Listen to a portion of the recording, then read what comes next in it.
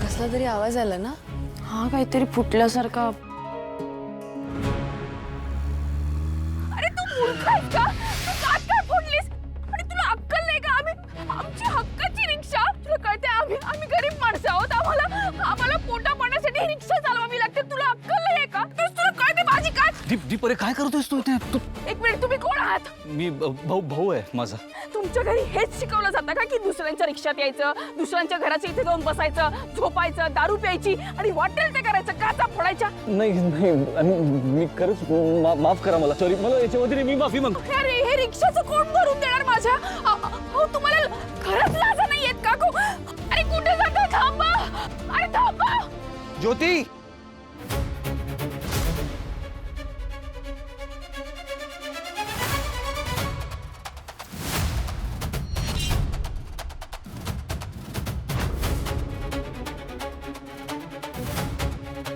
ज्योती, हे काय झालंय?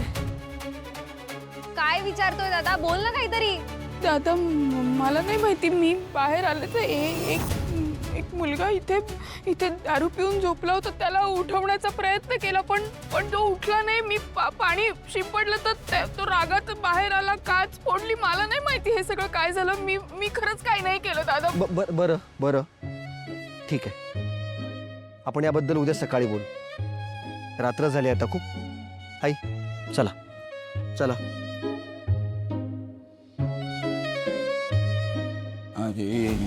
चौकश. चल. हळू थांब. स्वराज, थांब जरा, त्याच्याजवळ आले मी. मला माहितीये दीप, आता सगळ्यात जास्त गरज तुला तुझ्या आईच्या मायेची आहे. तिची माया तुला तिची साडीच देते.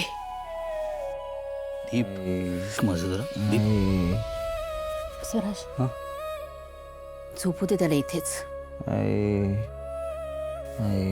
अगं पण आत्या, बाबांनी अशा अवस्थेत त्याला बघितलं तर काय करतील तुला चांगलंच माहिती. हो माहितीये मला, पण मी सांगते ना, आत्ता झोपू दे त्याला इथेच. ठीक आहे.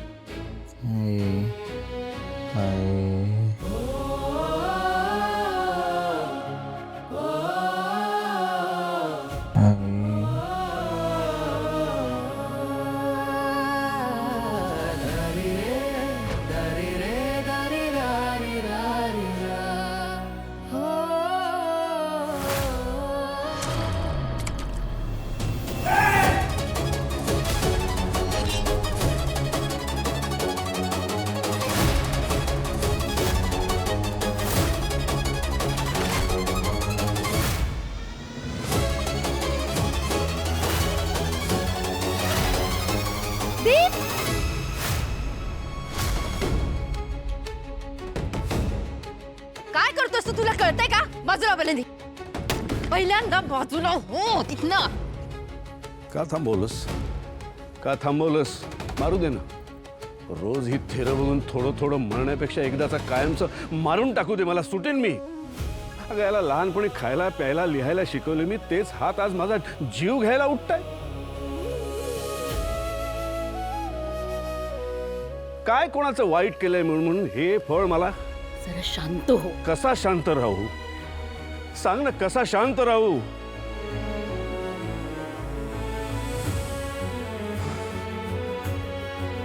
आनंदात होतो मी, पण माझ्या कुठल्याही आनंदात सुखात राग कालवायला बसला हा.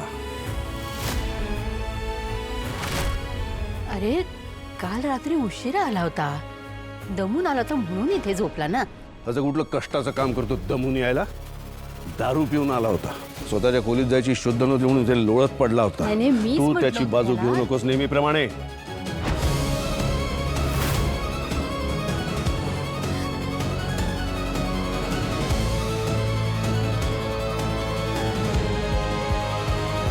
बरं, आनंदाची बातमी कुठली सांगणार होतास तू? दादा, आनंदाची बातमी कुठली सांगणार होतास तू? स्वराजचा लग्नाचा योग जुळून आलाय. हो. तर गुरुजींना फोन केला होता मी. हां. ते म्हणतात मुलगी बघायला हरकत नाही. चांगलीच बातमी आहे की, काहीतरी गोड घेऊन येते. काय नकोय गोडबीड मला. शांतता हवी आहे डोक्याला. देऊ शकतोस का विचार त्याला. अरे पुन्हा काय तेच तेच. काय पण देवाची करणी असते बघ. एका हाताने देतो, दुसऱ्या हाताने काढून घेतो. एका बाजूने आनंद देतो, सुख देतो, स्वराज विराजसारखी कर्तृत्ववान गुणी मुलं देतो, तर दुसऱ्या बाजूनी त्याच आनंदाचा विरस करायला हा करंटा दिलाय माझ्या नशिबी. मरेपर्यंत सुटका नाही माझी याच्यापासून.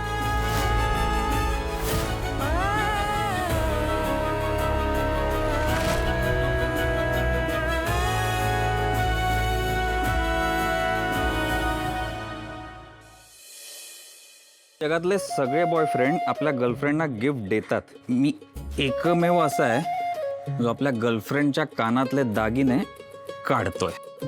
घ्या मॅडम. हे वीक आणि दादाच्या रिक्षाची काच लावून आण. काय सिरियसली? इतकं ओव्हर रिॲक्ट करायची काहीच गरज नाहीये. अभि जसा तुझा दादा आहे तसा तो माझा चांगला मित्र आहे. आणि अभि आणि मी बघून घेऊ ना ते रिक्षेचं काय करायचं ते. तू टेन्शन नको घेऊस. आणि हे असं दागिने वगैरे विकणं मला पसंत नाहीये. तुला मी पसंत आहे, ऑफकोर्स. मग माझा निर्णय सुद्धा पसंत असायलाच हवा. कळलं?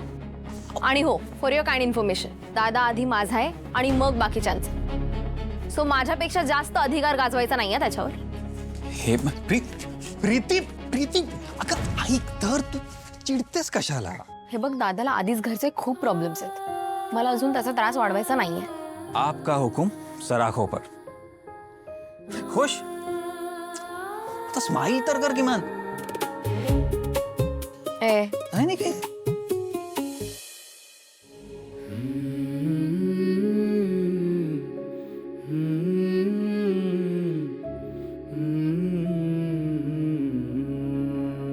बघतेस ना, तुझी फक्त साडी इतकी ऊब देते, इतकी माया देते.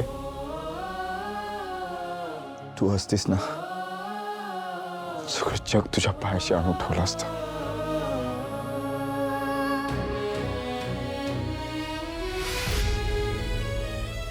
लिंबू पाणी प्या, बरं वाटेल जरा.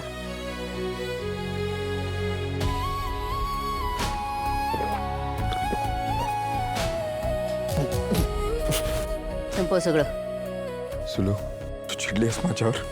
चिडू नको तर काय करू मी? हा, तू दारू प्यायलास म्हणजे कसंही वागायची मुभा आहे का तुला? तू नशेत असलास ना तरी त्याची जबाबदारी तुझीच आणि तुलाच सगळी उत्तरं द्यायची असतात. आज काय वडिलांवर हात उगारलायस, उद्या आणखी नाही काही करशील.